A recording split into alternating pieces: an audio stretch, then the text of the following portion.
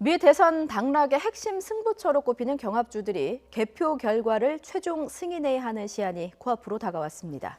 하지만 트럼프 대통령 측이 조지아주에 추가 재검표를 요청하고 주별 법적 대응을 이어가고 있어 선거 결과 확정까지 상당한 혼란이 불가피해 보입니다.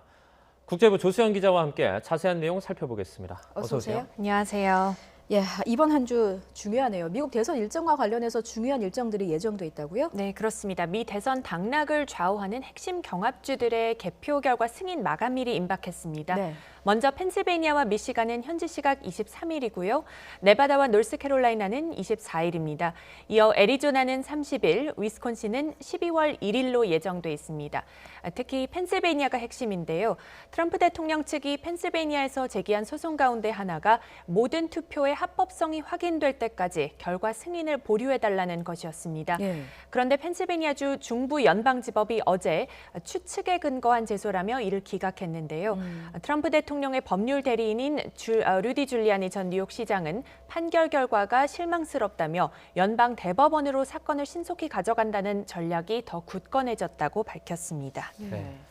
그렇다면 결과가 이제 승인이 되면 번복의 가능성은 없는 겁니까?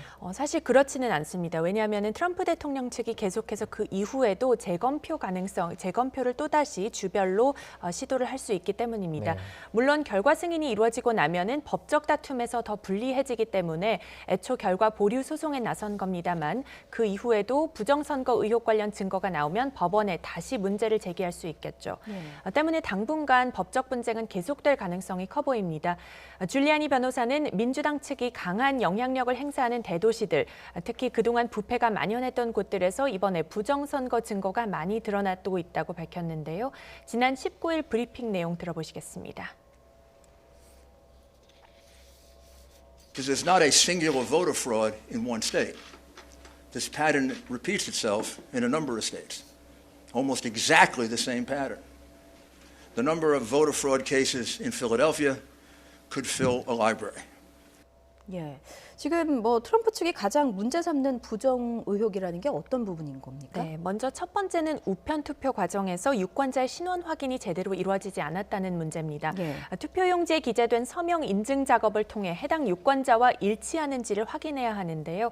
다수의 선거사무소에서 참관인들이 제대로 배치되지 않아 개표 작업에서 투표의 합법성이 명확하게 확인되지 않았다는 겁니다.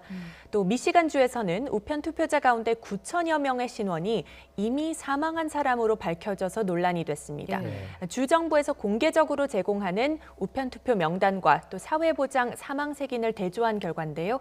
이 서비스에 3년 이내의 사망자는 반영되지 않아서 이보다 더 이제 합치면은 우편 투표지 발급이 더 많을 수 있다. 이런 의혹을 이제 트럼프 측에서는 제기를 하고 있고요. 예. 이 우편 투표의 합법성 논란과 함께 전자개표기 조작 의혹도 제기하고 있습니다. 펜실베이니아를 포함해 전국적으로 270만 표에 이르는 트럼프 표가 전자개표기 도미니언에 의해 삭제가 됐고 43만 5천 개의 트럼프 표가 바이든 표로 바뀌었다는 주장입니다.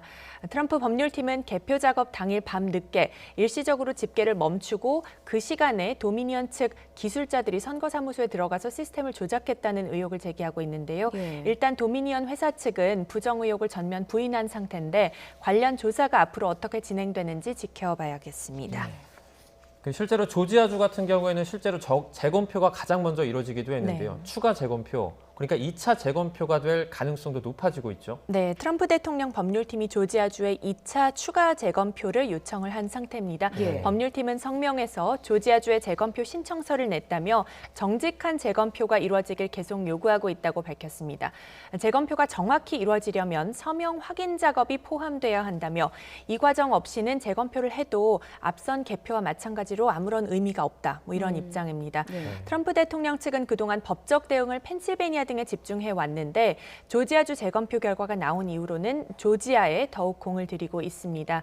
왜냐하면 여기서 우편 투표 부정이 드러나면 다른 경합주들에 대해서도 줄줄이 부정 의혹이 커지면서 모두 재검표를 해야 한다는 주장에 힘이 실릴 수 있기 때문입니다. 그렇군요. 이렇게 트럼프 대통령은 여전히 부정선거다 이런 주장을 지금 반복하고 있는 상황인데 바이든 당선인은 어떤 행보를 보이고 있죠? 네, 바이든 당선인은 정권 인수 작업에 계속 속도를 더욱 내고 있습니다. 네. 현지 시각 24일 24일 첫 내각 인선을 발표하기로 했는데요.